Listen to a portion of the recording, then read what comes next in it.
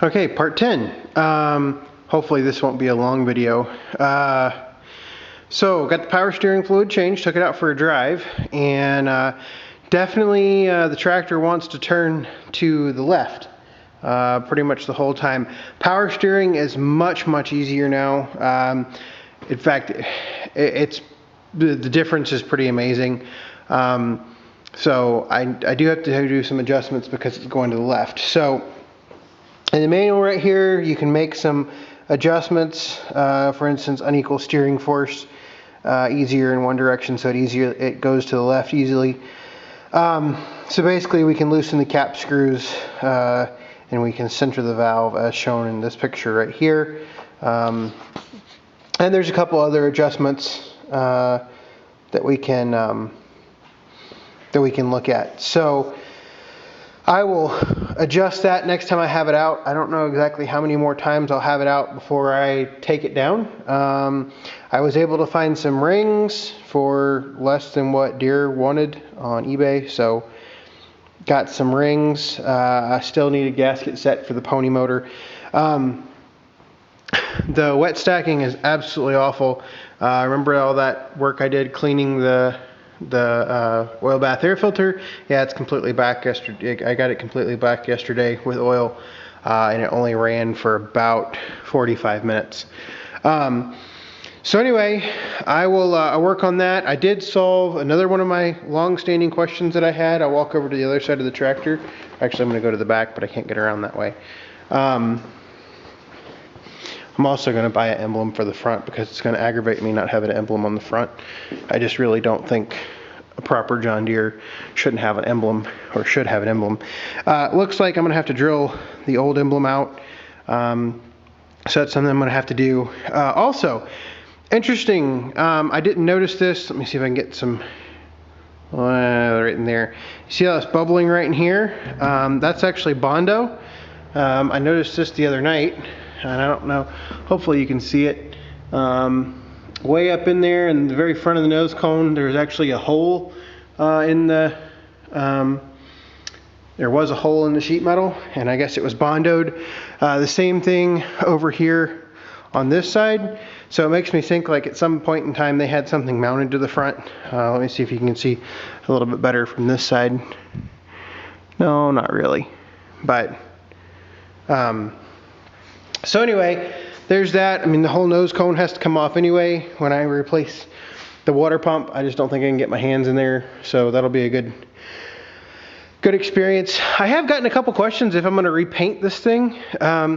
No, I don't have any intentions of repainting. I really enjoy using machines and working on them. I really detest painting, so I don't have any immediate plans to paint stuff. I may paint things as I repair them, but stuff like that. But no, I don't have any immediate plans to paint anything. So the other day I mentioned that I had a dual power troll for the rear end, and I was pretty excited about that. Didn't realize that, I don't know, I saw the two levers and I wasn't really thinking. So here's the first one. You can see it hooked in there, and I couldn't figure out where the other ones were, and I don't know how I missed this after looking at it about 4 different times. I just could not find it, and then finally yesterday I was walking by the back, and there the pipe plug's right there.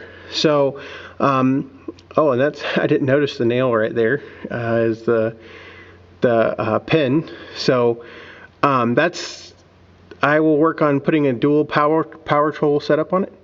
Sorry if this is really loud. I'm talking close to the camera so I can see things. So I'll be changing all this fluid here pretty quick, probably in the next couple days if I get to it. I'm probably going to go ahead and actually take off this whole back panel here whenever I shut it down for the winter, just so I can see everything. I may see what Deere has in the form of gaskets. I'm really not good at making my own, but we'll see about that. I'm slowly working on my electrical problems, kind of digging around on those, getting the lights back up and running. Obviously, I've got to do some work back here, like I've already shown in other videos.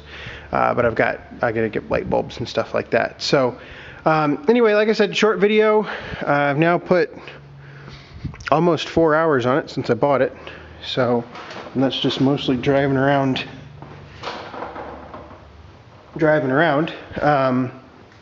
So yeah, this will probably be the last video for this week. Probably don't have a whole lot of time to work on it.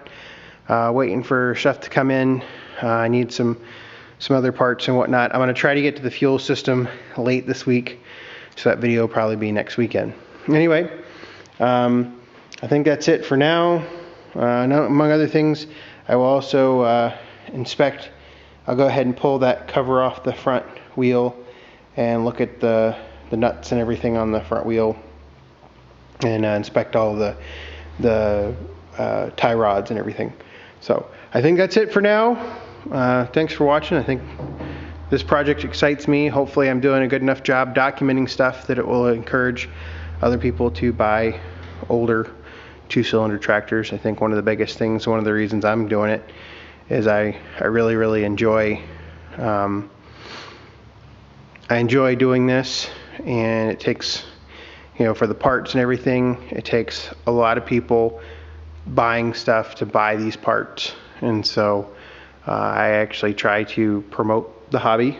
I realize in the end it's going to make things more expensive for me if demand goes up that much, but at least the parts are there.